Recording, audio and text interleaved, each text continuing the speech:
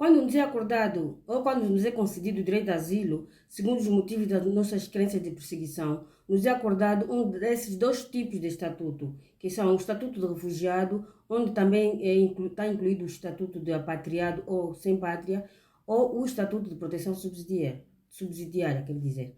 Então, se você quiser saber mais sobre os critérios que o OFPA e o CNDA usam para então conceder o direito de asilo, por favor, continue aqui neste vídeo comigo.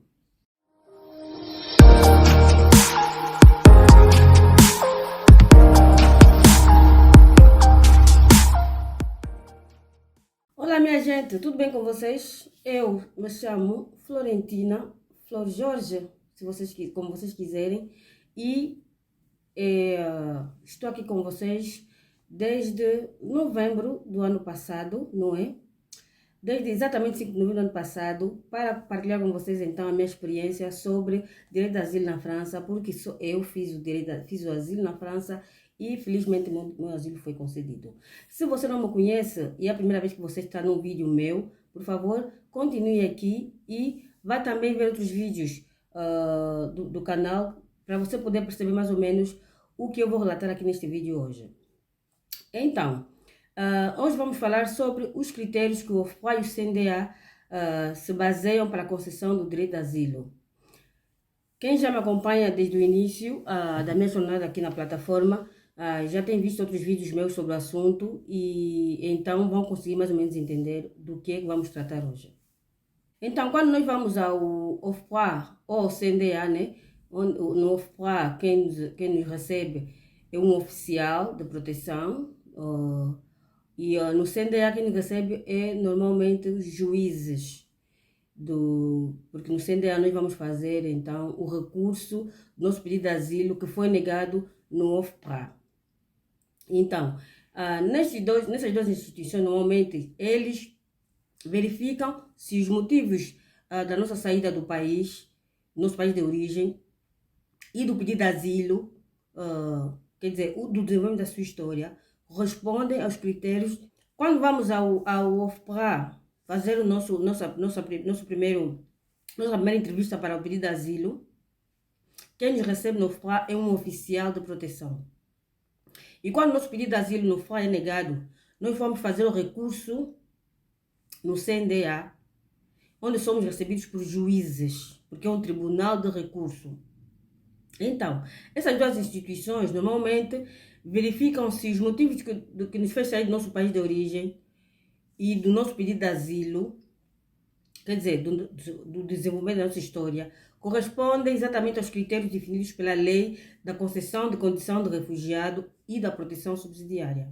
E de acordo com a Convenção de Genebra, o termo refugiado se aplica a qualquer pessoa que tenha um temor fundado de ser perseguido por causa da sua etnia, da sua religião, da sua nacionalidade, do seu partido político ou do seu grupo social. Então, nesse vídeo vamos ver sobre cada critério, né? Vamos analisar um por um de cada critério que os oficiais do OFPA e os juízes do CNDA se baseiam, segundo esses critérios que eu acabei de mencionar. Então, vamos analisar um por um para entendermos melhor a que se refere a cada critério destes. Vamos começar por ver os motivos que os critérios que o CNDA, ou que os critérios que o OFPA e o CNDA se baseiam para poder então dar o direito do título de residência de 10 anos. O título que nós aqui chamamos asilo de 10 anos, mas normalmente chama-se Estatuto de Refugiado. Então, eu vou nomear com vocês quais são os critérios, então, que o OFPA e o CNDA se baseiam para dar direito do Estatuto de Refugiado a um requerente de asilo. Vamos começar pelo motivo étnico. Então, o termo, antigamente usava-se motivo raça. Então, a jurisprudência não usa mais o termo raça, sem saber a base biológica da pessoa, não é? Porque raça, sabemos que raça, antigamente falávamos de raça negra, raça branca, amarela, não é? Que são os asiáticos.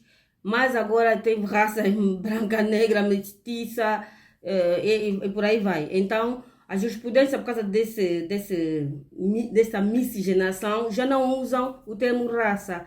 Então, para a obtenção de proteção, nesse caso, a perseguição tem que ser por motivo de etnia. Então, eu vou dar exemplo da Angola, não é? Sobre etnia, vamos falar sobre o povo de Cabinda, não é? Sabemos que o povo de Cabinda se sente excluído da Angola, então podemos dizer que eles têm motivo étnico para vir pedir asilo na França. Outro motivo também que faz com que os oficiais do OFPRA e os juízes do CNDA acordam o direito do Estatuto do Refugiado a um requerente de asilo é o motivo religioso. Pois é. Este motivo refere-se a crenças religiosas e, nesse caso, eu prefiro não dar nenhum tipo de exemplos, né? Porque aqui na França nós não temos nenhum tipo de proibição de exercício de crenças religiosas, mas sabemos que há países, né, em que alguns grupos religiosos são perseguidos, então eu prefiro não fazer nenhum tipo de exemplo, mas motivo de perseguição religiosa é um dos motivos que o FPRA e o CNDA se baseiam, então, para atribuir o direito de refugiado, o estatuto de refugiado a um requerente de asilo. O outro motivo é o motivo da nacionalidade. O motivo da nacionalidade, neste caso, vamos dizer que ele aproxima-se um bocadinho como o motivo étnico, né? Falando da Angola, não é? Porque em Angola não tem muito essa base de ser perseguido por causa da nacionalidade, não é? Não tem muito. Mas podemos até, no caso da Angola, esse motivo da nacionalidade pode se juntar ao motivo étnico, não é? Porque o que eles levam em conta é o fato de que os fenômenos de perseguição devido à nacionalidade se cruzam aqueles que visam origem étnica, né? E novamente eu vou tirar o exemplo da Angola, não é? Do povo de Cabinda, visto que o povo de Cabinda não se sente angolano, então, pelos motivos étnicos, eles também podem vir pedir asilo, né? No caso do povo de Cabinda, por motivos de nacionalidade, visto que eles não se sentem angolanos, não é? E o outro motivo, então, também é o motivo político. Pois é. O motivo político é um motivo que deu muito asilo, muito direito de asilo aqui. Muito direito de asilo, principalmente para os angolanos. No ano que eu fiz o modo de direito de asilo, não foram muita gente que eu conheci que fizeram asilo por motivos políticos e ganharam. Conheço uma ou duas pessoas da época que eu fiz asilo que ganharam por motivos políticos, mas eu creio que, né, baseando-me na época que eu fiz o direito de asilo e meu direito de asilo foi concedido e não foi motivo político, eu creio que eles viram que naquela época, em 2016, 2017, não havia motivo político, não é, para pessoas pedirem o asilo. Então, mas os oficiais do OFPRA e os juízes do CNDA, quando eles ouvem, né, um motivo político, eles invocam-se nesse motivo, na maior parte das vezes, eles pressupõem, quer dizer, uma atividade militante significativa, não é?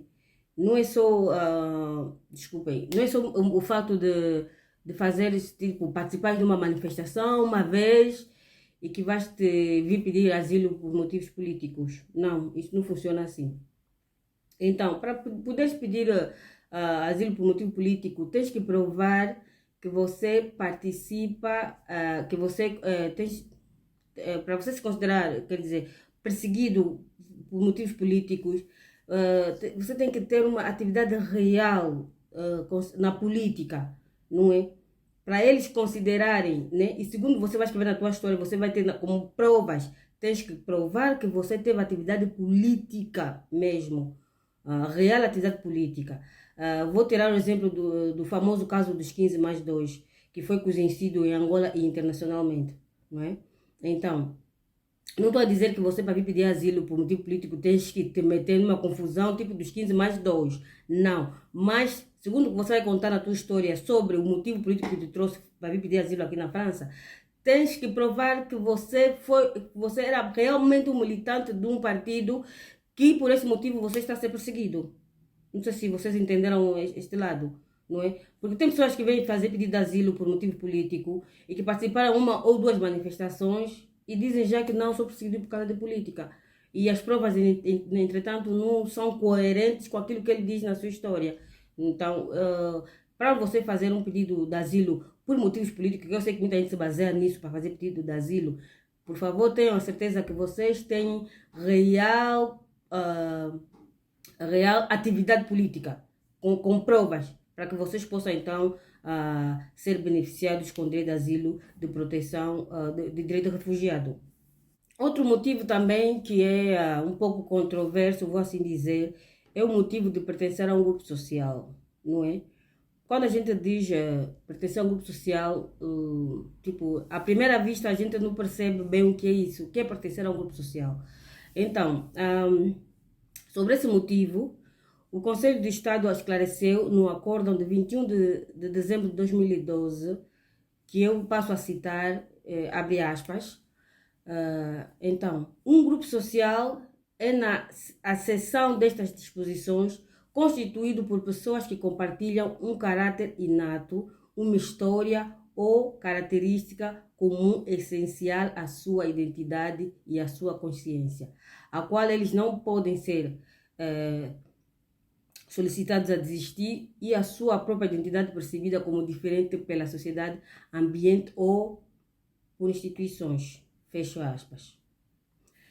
Dependendo do país e das circunstâncias que as pessoas ou que a pessoa em risco, quer dizer, perdão, dependendo do país e das circunstâncias, há pessoas em risco de mutilação sexual, por exemplo, né? A circuncisão feminina, não é? Sabemos que há países, eu não sei se em Angola, né, tem regiões que têm essa tradição de circuncisão feminina, eu não sei, porque eu nasci, cresci em Luanda, meus pais foram do Kwanza Sul, então nós lá não temos isso, então eu não sei, não é? Se em Angola há uma região que pratica a circuncisão feminina. Mas, dependendo da região, né, e das circunstâncias, o motivo de mutilação sexual, né, faz parte, então, de um grupo social, né, grupo social de pessoas que fazem mutilação feminina. Assim também como o casamento forçado, né, o casamento forçado se enquadra nessas categorias acessíveis, a que seu pedido de asilo pode ser aceito, né? Temos culturas, não sei, não falo de Angola, não é? Podemos ter no outro país da África, nossos irmãos de Moçambique, não sei se em Moçambique tem essa cultura, mas existem aqueles casamentos, existem os casamentos arranjados e que você é obrigada a casar com aquela pessoa porque os seus pais escolheram. Se na tua região existe isso de casamento forçado, então isto também se enquadra a um grupo social, não é? Que faz com que o CNDA considere então que a pessoa tem que ser protegida, né? Tem direito à proteção, o estatuto do refugiado. Nesse momento, lembre-se que estamos a falar sobre os critérios para obter o estatuto de refugiado, que é o estatuto de 10 anos, como aqui nós falamos, não é? Voltamos ao motivo de pertencer ao grupo social. Já falamos sobre a mutilação feminina, falamos sobre o casamento forçado. Também tem pessoas que sofrem de albinismo. Albinismo, sabemos que em África existe, em Angola também pode ser que exista, sim senhora, porque eu quando era criança, eu me lembro que os albinos eram vistos, a minha mãe dizia, quando visse um albino passar, fazia, metia saliva no peito, porque, não, tem que meter, porque senão vamos nascer albino, você quando crescer vão nascer albino. Então, sabemos que há regiões em África que o albinismo é um motivo de serem chamados de feiticeiros ou os albinos são perseguidos e mortos para serem então usados em rituais, não é? Então, se você for albino, tiveres uma criança albina, então esta criança ou tu mesmo pertence a um grupo social específico que dá direito, então, ou que o OFPRA e o CNDA consideram como grupos sociais que estão em risco. Já falamos sobre a mutilação sexual, falamos sobre o casamento forçado e falamos sobre albinismo, que está dentro do grupo social específico. Voltando para o motivo da circuncisão feminina em criança. Se você vem com a tua criança que está com o risco de ser circuncisada no país de origem, atenção que não és tu que vai, não é o pai ou a mãe que vai obter o direito de asilo, o estatuto de refugiado, não. Quem vai obter este estatuto ou este direito de asilo é a criança, porque no caso é a criança que está em risco. E você, como pai, mãe, tutor legal da criança, então vai te ser concedido um título de residência porque és tu que tem a tutela legal desta criança. E outra coisa também que devem prestar atenção é o seguinte: se na sua região isto é ocorrente, né, que existe a circuncisão de crianças, por favor, atenção para não vir pedir asilo por motivo de risco de circuncisão, por exemplo, de uma criança, quando a criança já está circuncisada. Né? Estamos a falar de feminina, de circuncisão feminina. Não venha pedir asilo na França se a sua criança já tiver sido circuncisada. Porque se assim o fizeres, você corre risco de ser condenado a 15 anos de prisão. Pois é. Por quê? Porque os oficiais do OFPRA e os juízes do CNDA, eles consideram que há muitos pais que se penduram nas suas crianças para aproveitar essas crianças para pedirem asilo, não é? Então, quando você deixa a sua criança já ser circuncisada, vem pedir asilo, proteção, já depois do ocorrido, ter ocorrido, então eles entendem que você está se aproveitando da tua criança. Para já eles vão entender que você permitiu que a sua criança fosse circuncisada e que você não fez os possíveis para tirar da situação antes que ocorresse. E quando você vem pedir a proteção para a sua criança já depois do ato ter acontecido, então você é conivente. Então, prisão para ti. Pois bem, acabamos de ver os critérios necessários para poder se obter o estatuto de refugiado, que dá direito ao título de residência de 10 anos, não é? Vimos os critérios que o FPRA e o CNDA se baseiam, então, para conceder à pessoa um estatuto de refugiado, não é? Agora vamos ver os critérios, ou os critérios que o FPRA e o CNDA se baseiam para para conceder a proteção subsidiária, que é a proteção que dá direito a 4 anos. Ou a proteção que dá direito a título de residência de 4 anos. Esta proteção subsidiária é a que eu tenho. Eu fui concedida com a proteção subsidiária, que dá direito a um título de residência de 4 anos, que quando terminam esses 4 anos, você vai renovar o teu título de residência, que automaticamente eles dão um título de residência de 10 anos. Por que que eu, não é? Vamos dizer, por que que eu não obtive o título de refugiado? Porque eu não preenchi com os critérios que eu acabei de mencionar, não é? Eu não preenchi os critérios que o FPRA e o CNDA se baseiam para que as pessoas obtenham, ou que a pessoa obtenha o título de refugiado. Como eu não preenchi esses critérios, então eles analisaram, examinaram, e segundo o que eles examinaram, segundo o que eu expus a eles, eles viram que eu também estava em perigo, não é? Em um perigo real, que não é o que eu acabei de mencionar para obter-se o estatuto de refugiado, mas que sim, com o que eu expliquei a eles, eles sentiram que eu também estava em perigo, sim, que eu não podia continuar no meu país. Entretanto, eles me deram a proteção subsidiária, que é uma proteção que dá direito a um título de residência de 4 anos, que é o que eu tenho, que infelizmente também vai terminar este ano, o meu título de residência de 4 anos, vai terminar agora em novembro, mas em outubro eu já vou ir à prefeitura para renovar então, e eu vou ter direito automaticamente a um título de residência de 10 anos. Em suma, resumindo e concluindo, o benefício da proteção subsidiária é concedido a qualquer pessoa que não reúna as condições para ser reconhecido como refugiado e para a qual existam razões sérias e comprovadas que acreditam que correriam um risco real em seu país de sofrer uma das seguintes lesões graves: pena de morte ou execução, tortura, tratamento ou castigo desumano e degradante, não é? Preste atenção. Quando você for fazer a sua história,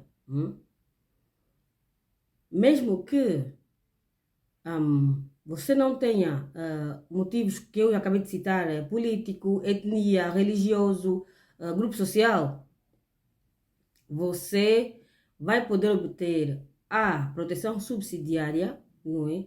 Se você comprovar na sua história com provas documentais, fotografia, etc., que você corre risco, perdão, de pena de morte ou uma execução, não é? Que você foi torturado, ou que você pode ser torturado se continuar lá, que você teve um tratamento desumano e ou degradante, e também, perdão, estou com a garganta um bocadinho irritada, e também no caso civil, uma ameaça grave e individual à sua vida ou à pessoa, devido a uma violência que pode se estender às outras pessoas, tipo teus filhos, o teu cônjuge, independentemente da situação pessoal, que resulta então em uma situação de conflito armado interno ou internacional. Então vamos desmistificar isso. Vou dizer em miúdos, se você, mulher, vou dizer você mulher porque eu sou mulher e eu fiz asilo sendo mulher, tiver uma situação de violência doméstica, vamos assim dizer, não é? Porque também violência doméstica dá direito à proteção subsidiária, porque sabemos, e eles sabem, os juízes do CNDA e os oficiais do OFPRA sabem que em países como Angola e outros da África, que eu não vou mencionar porque eu sou angolana, não tem lei que protege as mulheres. E não tem mesmo. Tanto que há muito caso de fuga à paternidade e não tem uma lei que nos defenda. Eu sofri isso na pele em Angola. Então, se você for mulher e sofre de violência doméstica e não tem um órgão do país que possa te proteger, vamos dizer, um órgão como a polícia, por exemplo, não é? Isso é o motivo de você sair da Angola e vir pedir asilo aqui. Porque você não tem proteção nenhuma lá. Não é? E também, devemos prestar atenção que os juízes do CNDA conhecem as áreas onde há situações de conflito. No caso de você vir pedir asilo por motivos políticos. Eles conhecem, eles investigam, eles sabem quais são as áreas onde há situações de conflito armado. Voltando à violência doméstica, porque eu vou continuar batendo nessa tecla, porque eu sei que em Angola existem muitos casos de violência doméstica e que não somos protegidas. Eu digo isso de boca cheia porque eu também sofri isso. E violência doméstica, atenção, não é só alguém que vem na tua cara e te bate. Também quando a pessoa te fala de modo desrespeitoso, ofensivo, te dá filho, não te assume, ainda por cima te faz acusações infundadas, te metem problemas, etc. Isso também é considerado como violência doméstica. Se você é vítima de violência doméstica, você pode obter proteção subsidiária aqui na França. Se você provar as autoridades públicas, se você provar que as autoridades públicas, como a polícia, por exemplo, mesmo que não proteja ninguém, porque eu passei por isso, eles não te protegem. Se você quiser compreender melhor, meus filhos chegaram da escola. Se você quiser compreender melhor sobre isso que eu disse, sobre violência doméstica e que as autoridades públicas não protegem, veja o meu vídeo, um vídeo que eu vou colocar aqui em cima. Desculpem lá, as crianças acabaram de chegar. Vejam este vídeo, Mulheres Burladoras, onde eu apareço no vídeo E vocês vão ver, mais ou menos, vão conseguir entender o que eu passei, tá? E vocês vão perceber, não é? Que, para vocês terem uma ideia de como é que eles verificam, né? Como é que o juiz do CNDA, eles entendem como prova de que você não está a ser protegida, ou protegido, né? Também vou, não é? Vou falar da parte de homens, não é? Vejam este vídeo e vocês vão conseguir compreender sobre como eles se baseiam, não é? Porque eles sabem que nossas autoridades de nosso país não fazem o seu trabalho, eles sabem.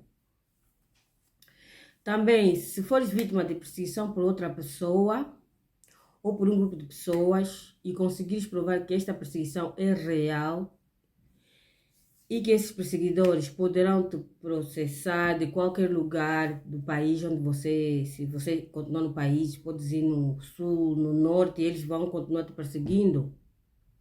E você conseguir provar que é assim e que as autoridades não conseguem impedir que esses perseguidores te causem danos, poderás, por isso, também obter o estatuto de proteção subsidiária. Eu estou a explicar, mas eu mesma até estou a sentir que há uma confusãozinha. Eu não sei se vocês vão conseguir mais ou menos entender os motivos, os critérios que o CNDA e o CNDA, não é? Porque mais ou menos porque normalmente é o CNDA que dá a proteção subsidiária. Então, não sei se vocês estão a conseguir entender os critérios que a proteção subsidiária usam para poder, então, nos conceder o direito de proteção. Então, meus amores, é tudo que eu tinha para partilhar com vocês. Eu termino por aqui, até porque eu acho que esse vídeo está muito longo. Espero que vocês gostem do vídeo. Feliz ano novo para todo mundo. Que neste ano nós conseguimos realizar nossos sonhos. Para você que está a tentar vir para sair da Angola, por favor, continue se esforçando, não desista. Você vai conseguir. Eu sei que nesse momento os tempos estão mais difíceis de sair da Angola de quando eu saí, mas a persistência é tudo. Tem pessoas que estão a sair da Angola, tem pessoas que estão a chegar aqui ainda, neste tempo que está difícil. Então, continue tentando, por favor, faça os teus projetos, faça os teus planos em silêncio. Não partilhe, não fale, não exponha os teus projetos. Faça tudo em silêncio. E depois as pessoas vão assustar, já estás fora da Angola. Então, meus amores, beijinhos, fiquem todos bem, fiquem todos na paz e até a próxima.